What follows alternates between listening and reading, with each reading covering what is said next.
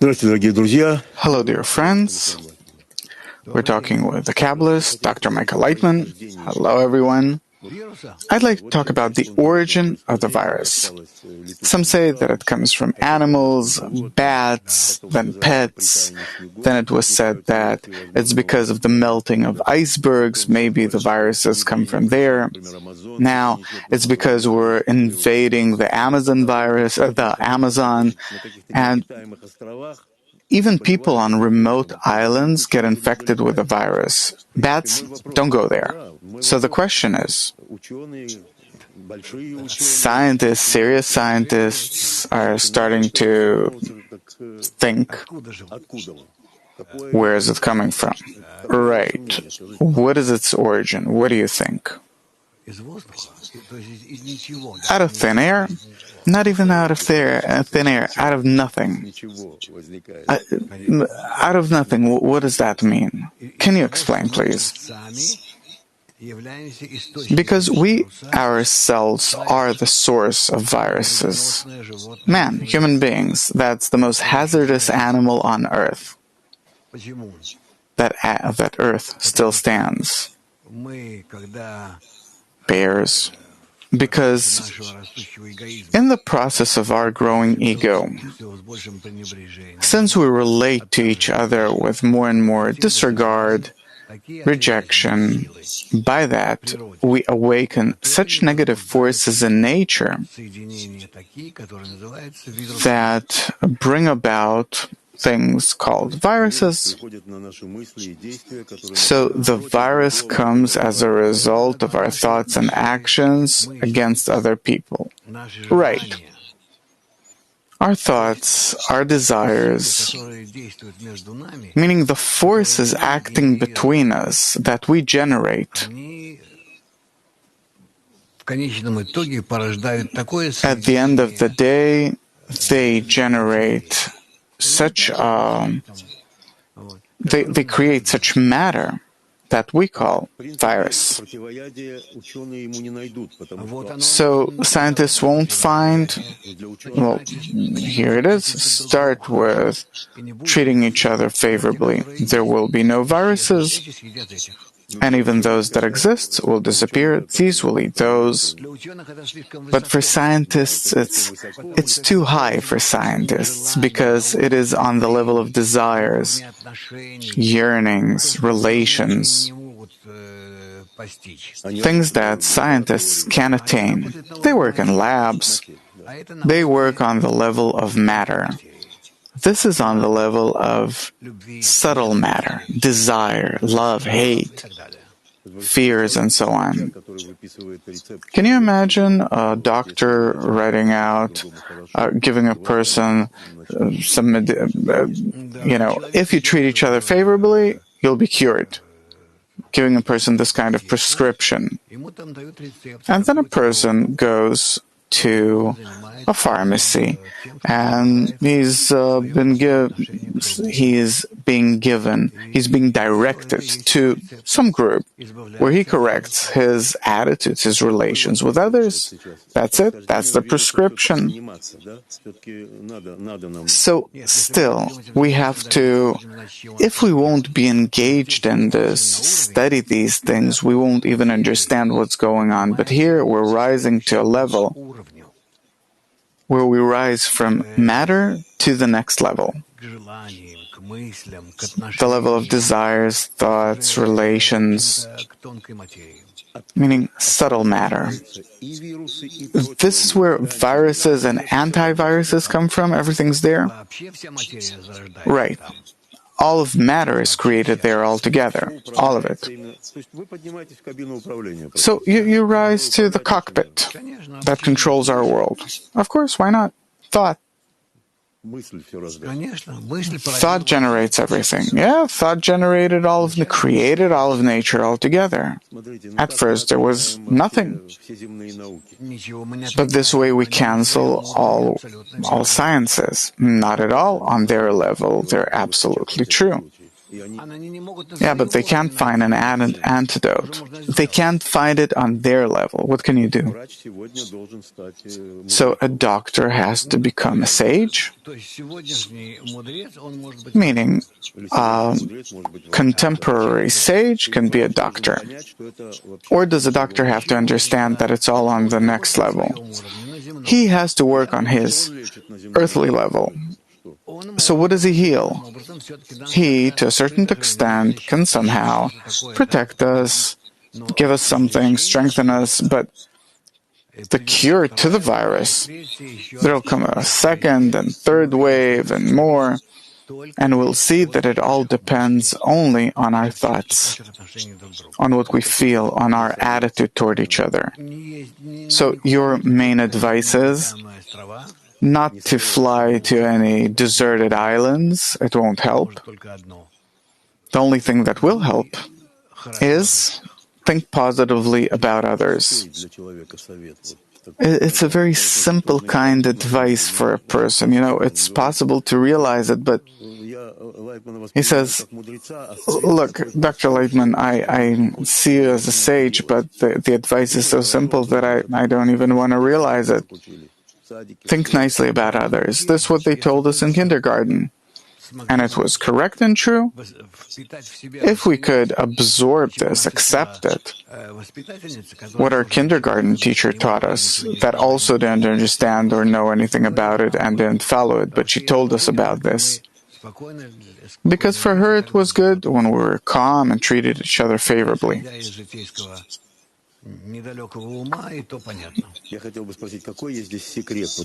What secret is there here in thinking about others favorably? Our thoughts control the world. Can I think favorably about others? No, there's something that you have to learn how to do.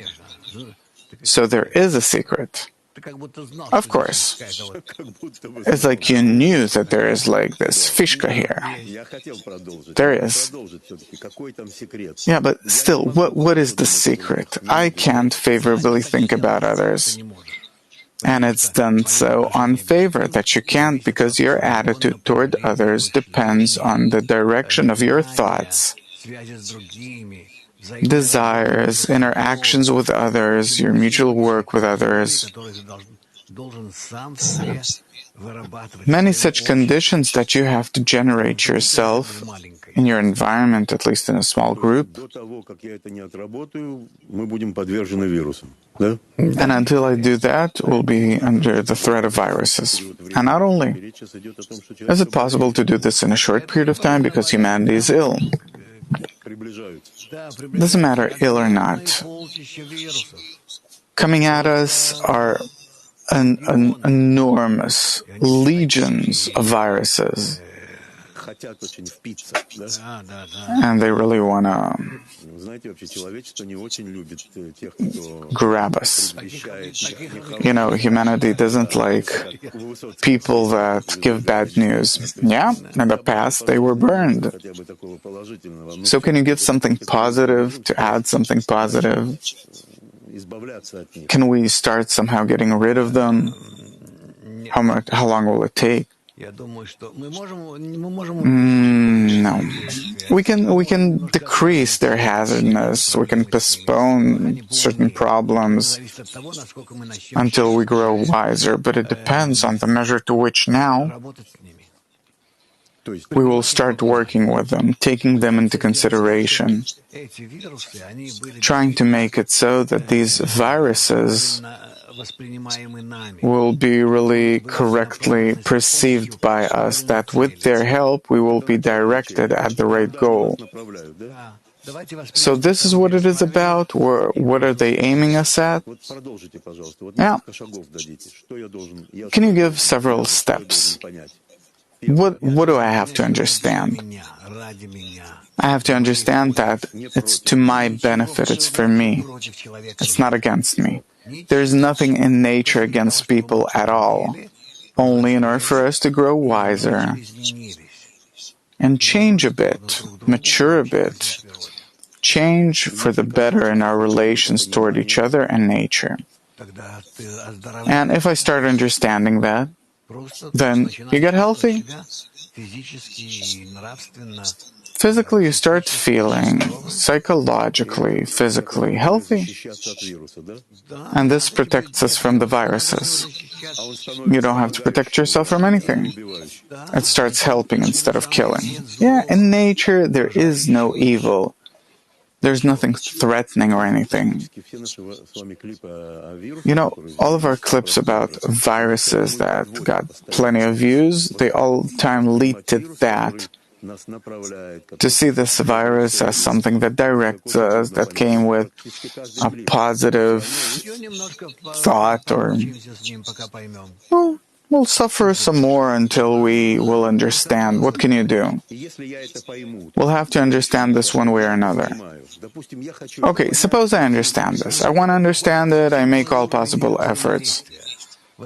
By this, we shift a completely different level of thinking. We'll start building computers out of viruses. This is the first. It doesn't matter. Our entire life will be on that level, based on our interactions, thoughts, positive, negative. That's all there is in nature, plus and minus. What do you have in this box with a screen?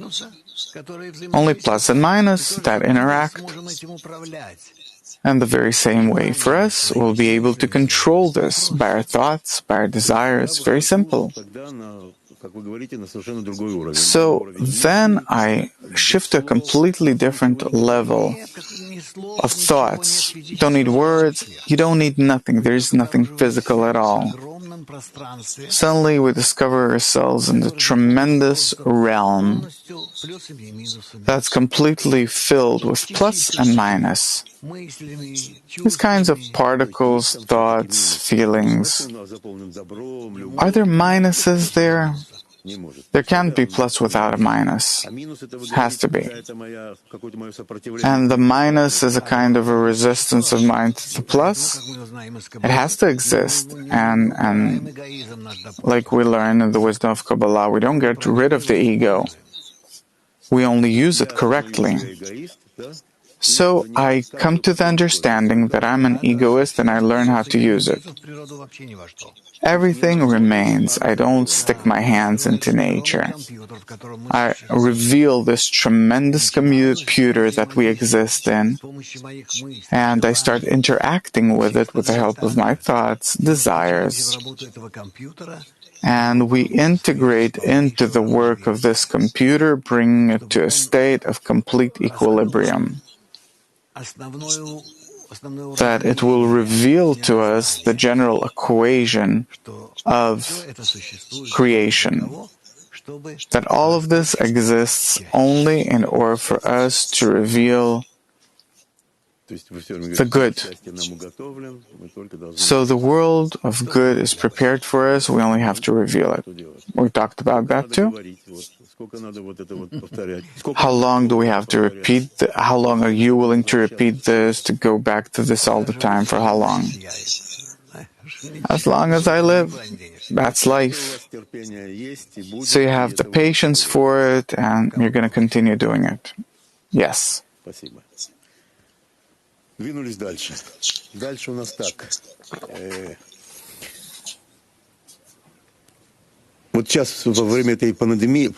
During this pandemic, what did the pandemic show us? That no one needs jewelry. The market of jewelry completely collapsed. Well, there's nothing about them besides the importance that people attribute to them. Yeah, suddenly people understood that all they need is something to wear, something to eat, and all these things that he used to wear to show how pretty he is. It decreased by 10 times and more. I know I have students and I have people that I know at the diamond exchange. Nothing. Dead. People are buying here and there, but only if he wants to give someone a special present and you have money, then people still buy stuff. But the prices fell by 7, 9, 10 times. They'll have this more or less normal value. Meaning, there is something attracting about jewels, it's about these stones, the light, the things, but what else is there? I was thinking it's just a piece of glass. It is? But what is there about them? Why did people buy them for so much? Because it's rare. You have to dig it out of the ground. We're not talking about artificial diamonds. You get it out of the ground. It's very hard to do it. You have to polish it. And as a result, it costs lots of money. What is there about them? Nothing. That it's shiny. Kabbalistically wise, nothing. It's only that people attribute importance to it. That's what's interesting. You took a piece of paper and you gave it a certain price.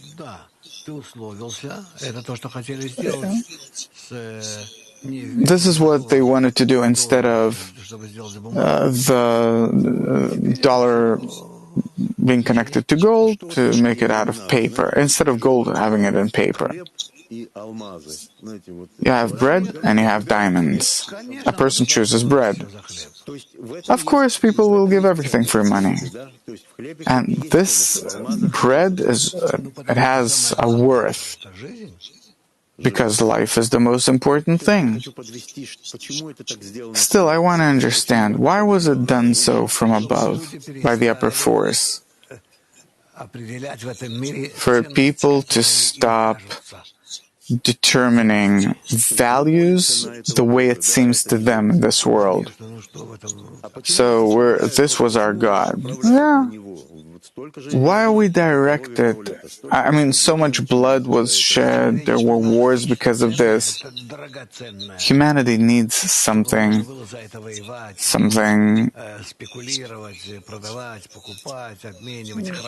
that is worth a lot of money, that you can keep, that you can inherit. There has to be some kind of value in life. I'm gone, that's it. I'm dead. What then? How do I introduce? I have to invest. I have to put my value into something. So it's terrible. Yeah, I put it in there and I pass it on to my grandchild. And it helps him in everything because I'm passing on to him something that is valued by everyone. So I'm passing on power this way to him. Of course. And today, all of our values are being re-examined. And where is this going? That there is nothing valuable in life besides thoughts. Again, we're coming to what we talked about. Yeah, continue. That besides the thoughts that you can pass on to your grandchild, there's nothing valuable in the world. But using your thought, he really acquires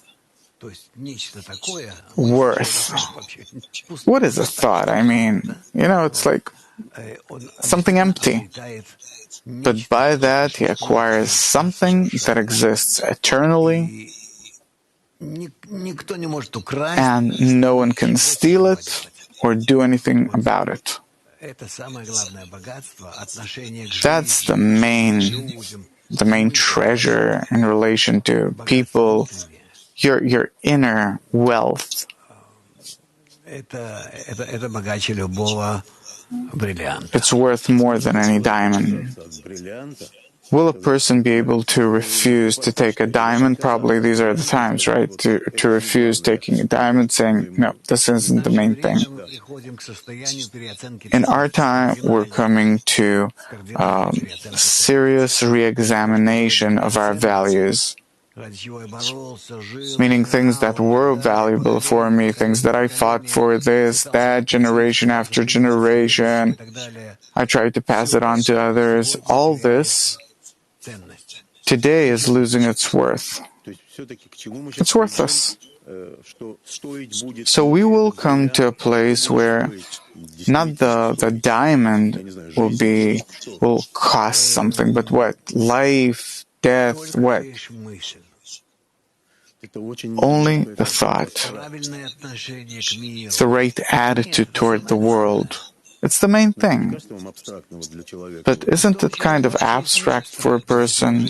What does a person have if he lives and dies that's not abstract? Then the most worthy thing is something that he can take from one state where he's alive to the other state where he dies. And this is something that he can take with him? Of course, the thought, this is what stays with him. What kind of thought should we generate? A positive attitude toward the world and everyone. That doesn't go anywhere. This stays with you forever. Because it's not in your ego that dies together with the body.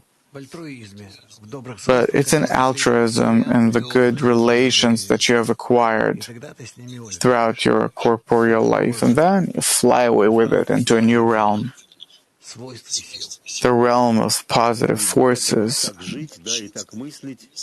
And to live this way and think this way, if we'll be able to pass this on to our children, we exist in order to accumulate these kinds of positive emotions, thoughts, and so on. Yearnings, and to go with that. They exist in that realm around us. This way we relaunch the entire spiritual realm. So when I leave, what do I give to my children, grandchildren?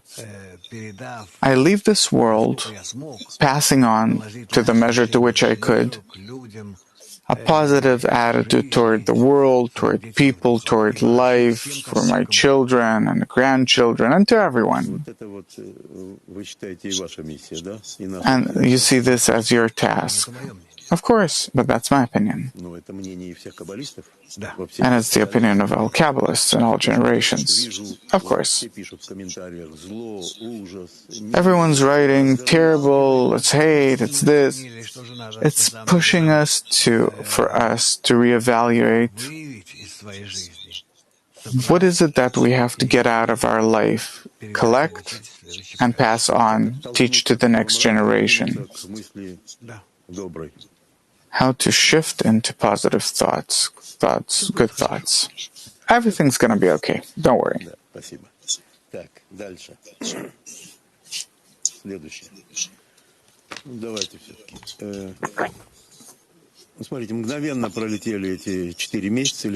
These 4 months went by very quickly. And practically, there were no positive news, practically. There were viruses, then there were storms, earthquakes, fires. It was all kind of in the background of this virus, but it did happen. In Iran, they're developing the A-bomb again, and the Muslim revolution started working again. Look what's going on in the United States. There are gangs that are looting. No good news. A person's living in this realm. How should a person live his life? And he's being inflated with this news all the time, maybe to give good news or what. Why should we be concerned with this altogether? Why control man with the help of this different news? To the contrary, all of this news teaches him to be teaches him to excessive, this is his worldview, to use things excessively, teaches him cruelty. that the world's terrible, that's how he perceives it, he himself becomes that way. And we see it according to the growth of crime and so on in the world. So now you're looking from the point of view from the mass media that feeds a person with that, but how should a person live with it? It exists. How should he perceive these things? What do you mean, how should we live with it? This is the only news around me, only bad news. What am I supposed to do? Lock myself at home, hide on some island, turn off all the mass media? I perceive all of this as a result of man's influence on nature, on the surrounding world. A person generates these viruses, suppose, and this way, they affect everything around us, and the world, and the cosmos altogether. We do it all in man. So, I'm a simple person. I'm a simple person. Yeah, I read all these things, I see, this is what I'm fed with. I do all these things. I do all these things. This is how I was brought up. This is the situation I was put into. I do what? My negative attitude toward nature, toward the world, toward others, that I want to blow all of this up, or at least use it all to my own benefit. By this, I create tremendous negative impact on the world that in return brings it all back to me. And this is how we live. The world affects me negatively and I affect the world negatively. But a person doesn't live with this thought. He thinks that someone they're bad. He doesn't think that he's bad. Someone thinks that he's bad and that others are bad, and others think that I'm bad, and exactly, we think this about each other. You won't be able to convince a person that I'm responsible for all of these wars, poverty, what's going on in the United States, I bring about all these viruses. Simple advice for a person how to live with all this terrible news that was brought upon him. Let's at least make it so that people around the world will go into a week of positive thoughts. That would be good. And let's see, let's examine to what measure, what kind of impact does it have, how does it influence the surrounding world, influence us. Only positive thoughts, that's it, not to do anything else. Think only positively about others. And you think that that would work? If for a week we could be that way? Let's try. What do we have to lose? Of course we don't have anything to lose, but to hold an entire week in these thoughts very hard. But suppose. And you think that that would clear the air? How much will gain in terms of saving on gas, energy, what we do to the atmosphere? Everything.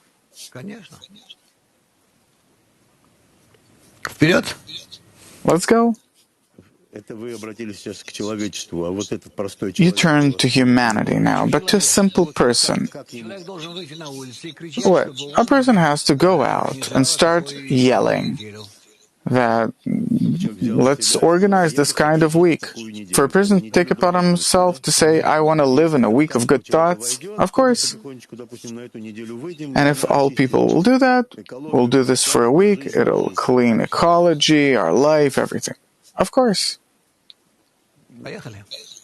Let's go. Oh, science fiction, it's nice to think this way, but still, talking to a simple person, should he lock himself at home or not? The problem is as follows. It doesn't cost anything. No one has to invest anything into it. We don't have to stop anything. We simply have to continue living this way, meaning throughout this entire week, we will talk only about our good relations. Let's try. Nothing else. And how much can we gain from that? In terms of saving lives, accidents, murder, many things. We have the statistics. Suddenly we'll see. What are we doing if we just try to say good things? How to organize these kinds of things? Is it organized from above? Of course, by the government, by the UN, by the Ministry of Health, this, that, UNESCO. Meaning to stop their political games and say, okay, let's try for 1 week to be that way. Of course. And the mass media will be engaged in that, we'll throw all of our money into that. You don't have to throw anything into anything. It's ordinary stuff. The thing is that they won't want to do it. Because immediately what we'll find out that we don't need anything besides that. What do we need all the governments for? What do we need the mass media for? What do we need it for? Excellent. We won't pay anyone anything. We won't have to sustain anyone. Everything's going to be nice. So that's working against us. That's what they'll say. Yeah, of course. So there's always this turning point in the end where you say that it's impossible. You're saying, let's do it, but then immediately you say it's impossible. It's possible, but impossible. Meaning no one will go for it. Then what is our advice, practical advice then? There is no practical advice. The ego will not allow us to do it. So you think that this is the only thing that will help us, but the ego won't allow us to do this. So again, it's a dead end. Please, what can we do? What do you want from me? What am I, Moses, leading the people? But still, somehow, let's solve this. You're saying this is the way out, the week of good thoughts, but no one's going to go for it because we have to. The governments, this, that, we don't need all of that. We then have to cancel all of our egoistic relations. We'll see the measure to which we're standing face to face with this great big ego, and we have no idea what to do. What are we going to do without it? It's so dear and precious to us. So we want for this week of good thoughts to come, but we're facing our ego that's telling us you'll never be able to do it because then you have to cancel me. And it's good. The situation is good. Of course it's good. Then at least we'll advance somewhat. We'll understand what's standing in our way in this life. But we won't be able to do it.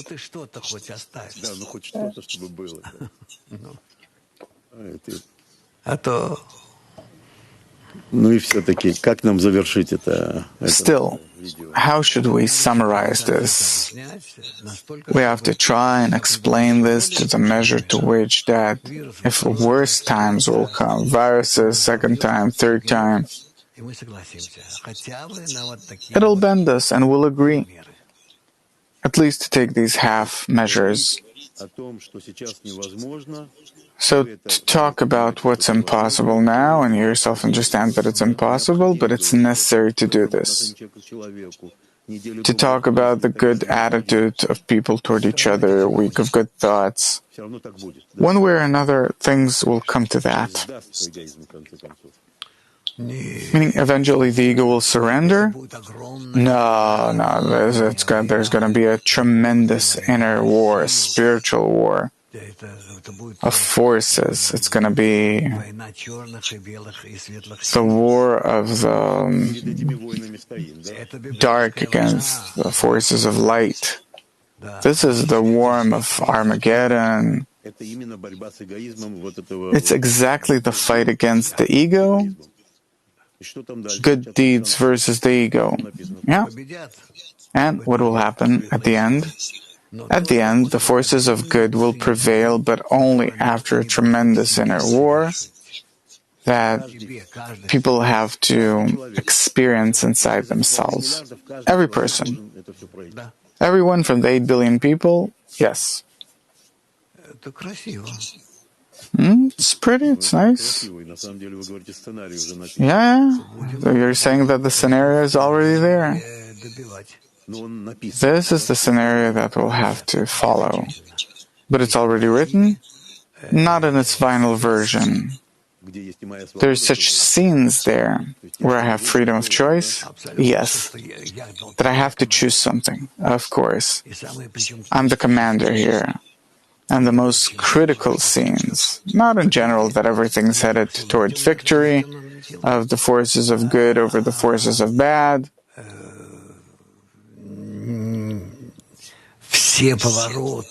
But all the turns, special states, were the ones that determine all of these things. So I'll be in this situation all the time. Every moment we'll have to give a solution out of our own free choice and put pressure for it to be realized. Everything will depend on us, even though that everything's predetermined. That's beautiful, but it's very unclear to a common person. So what? We'll get there. So a person will go with this feeling that it's good for the light to prevail, he'll constantly collide with the darkness, understanding that he won't be able to defeat it and will continue somehow. Of course, and we will grow like sprouts out of the ground in our new form. And what is this new form? An altruistic society. It's not even a society of the corporeal form like we think. It's a completely different form of things. It's like a kind of birth, a completely different kind of birth. And will exist in it in the way of thoughts, desire. You're saying like a child is born upside down. This is the turning upside down? Yeah, the understanding that I'll never be able to make it, suddenly things turn upside down and I'm there. Are we drawn there? Is there like a midwife or something?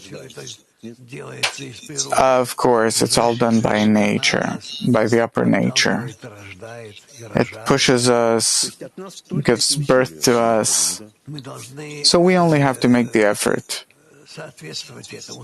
We have to correspond to it.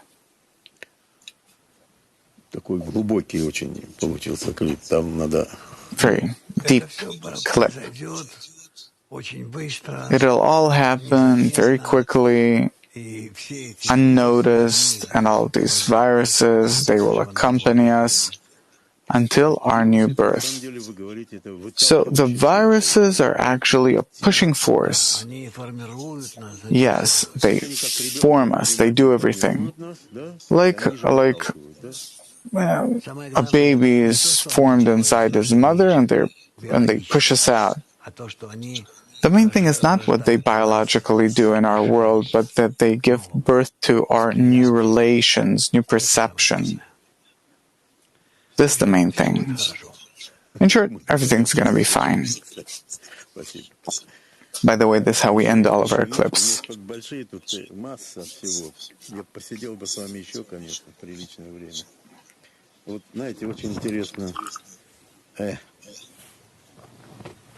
Вот давайте эту новость, хотя я хотел сейчас... Давайте, ладно.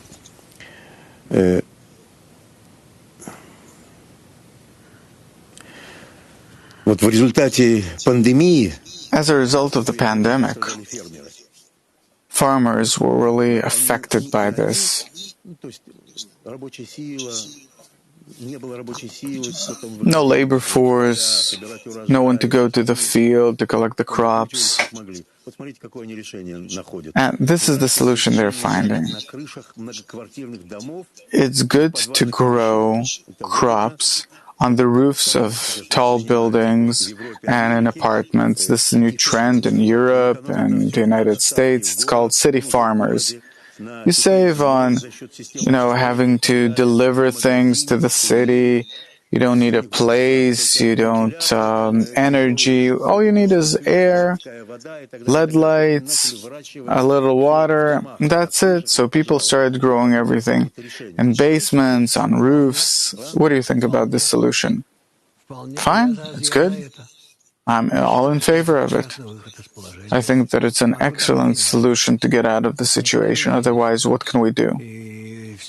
There's nothing we can do, and everything's fine. So you save everywhere, and actually you can start. It's going to be something official.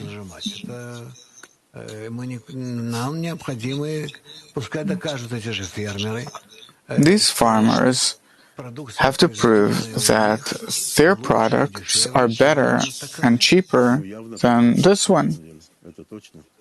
Well, this is how it's going to be for sure.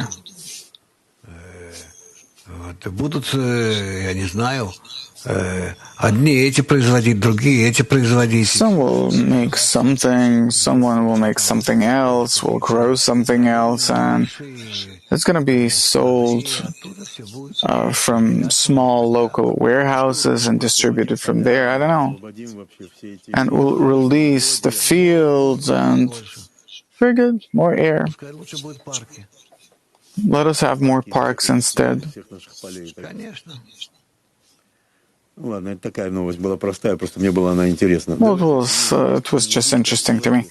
I have a few more minutes, so if you can say what you think about these things from the point of view of Kabbalah. Buddha says, if you truly love yourself, you can never hurt others. Well, you can't realize it. Meaning, if you really love yourself and understand the integral world that you're living in, then you won't do harm to others, because this way you are harming yourself. Why did you connect loving yourself with the integral world? It's something very egoistic to love yourself. Well, if the world's integral and you make a negative impact on it, it all comes back to you. So I feel that it comes back to me. Of course. So if I love myself, I won't do harm to others because it'll all come back to me. Yeah, if the world's integral, then to yourself or others, it's one the same. Same in the wisdom of Kabbalah? Of course. And if I do something bad to others, loving myself, is it an option? If I do bad things to others, then this way I do bad to myself. So it's a boomerang. The world is a closed system. It's round.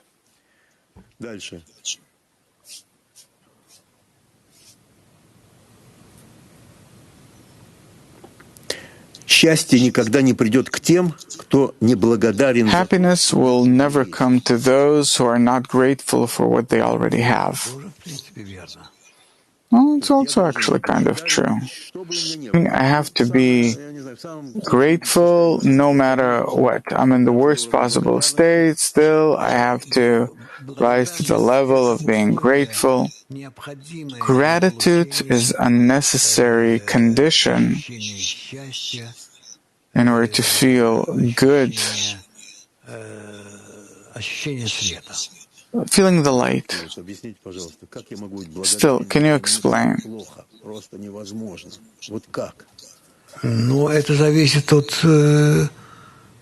it depends on the way you look at the world. Are things that bad? You have to try and rise above that. Meaning, in such a state, I have to be grateful. Yes, gratitude has to be in any state. Even a second before you die. All prayers begin with gratitude. Of course. If you don't have this kind of attitude, then who are you praying to? состояние, конечно. This is an exalted state. I can be grateful no matter what happens, no matter what I experience. Yeah, but that's because you divide yourself into two parts, light and dark. And this is how it is. A person's divided into these two parts. Okay. Our time's almost up. Thank you very much.